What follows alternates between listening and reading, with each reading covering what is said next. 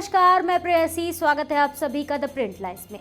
चलिए नजर डालते हैं आज की 5 बड़ी खबरों पर। दिल्ली में प्रधानमंत्री नरेंद्र मोदी ने गगनयान मिशन की प्रगति का आकलन करने और भारत के अंतरिक्ष अन्वेषण प्रयासों के भविष्य की रूपरेखा तैयार करने के लिए उच्च स्तरीय बैठक की अध्यक्षता की। इजराइल और हमास के बीच जंग 11वें दिन भी जारी है। ये युद्ध कब शांत होगा, इस बारे में कुछ कहा नहीं जा सकता। अब इस बीच बड़ी खबर आ रही है कि अमेरिका राष्ट्रपति जो बाइडेन 18 अक्टूबर को इजराइल जाएंगे और इजरायली पीएम बेंजामिन नेतन्याहू से मुलाकात करेंगे। Biden will visit Israel. He's coming here at a critical moment for Israel, for the region, and for the world. And he's coming here to do the following. First, the President will reaffirm the United States' solidarity with Israel and our ironclad commitment to its security.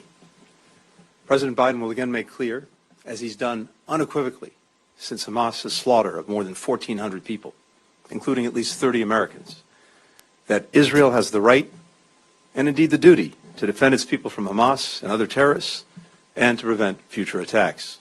President Biden will underscore our crystal clear message to any actor, state or non-state, trying to take advantage of this crisis to attack Israel. The President will continue to coordinate closely with our Israeli partners to secure the release of hostages taken by Hamas.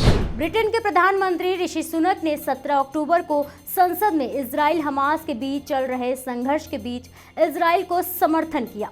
Rishi Sunak ने Israel पर हमले की कड़ी आलोचना की और कहा कि 6 ब्रिटिश नागरिक मारे गए और 10 लापता हैं। The attacks in Israel last weekend shocked the world. Over 1,400 people murdered, one by one. Over 3,500 wounded. Almost 200 taken hostage.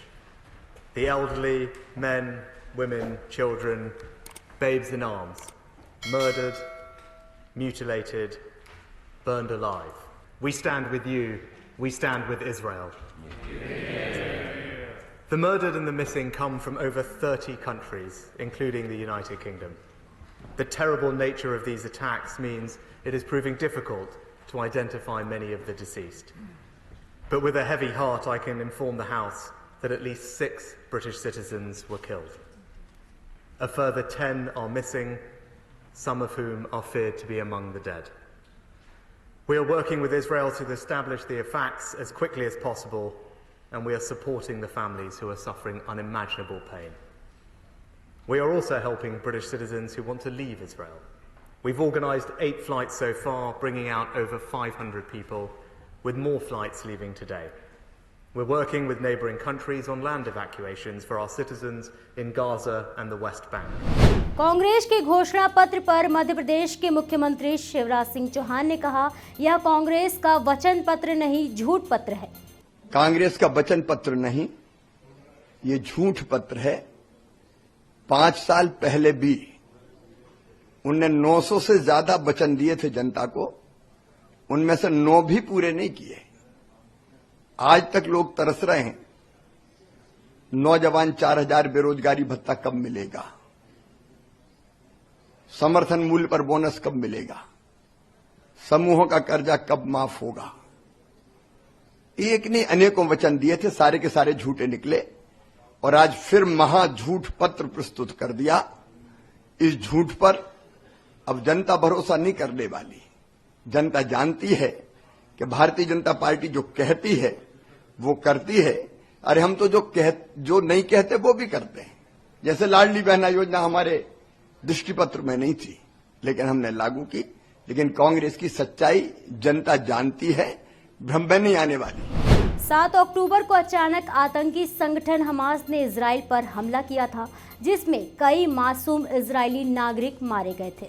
अब इजराइल अपने जख्मों का बदला ले रहा है। इजराइल की डिफेंस फोर्स और वायुसेना मिलकर आतंकी संगठन के सैन्य ठिकानों पर हमला कर रही है। इसी कड़ी में इजराइल ने गाजा में हमास के हेडक्वार्टर पर हमला किया। ऐसा माना जाता है कि आतंकियों को आर्थिक मदद पहुंचाने में इस हेडक्वार्टर की अहम भूमिका थी। इजराइल ने 17 अक्टूबर को गाजा में आतंकी संगठन हमास के मुख्यालय और आतंकवादियों को धन मुहैया कराने वाले बैंक को नष्ट किया। पिछले 11 दिन से जारी इस संघर्ष में आतंकवादी समूह के कई नेता मारे गए हैं।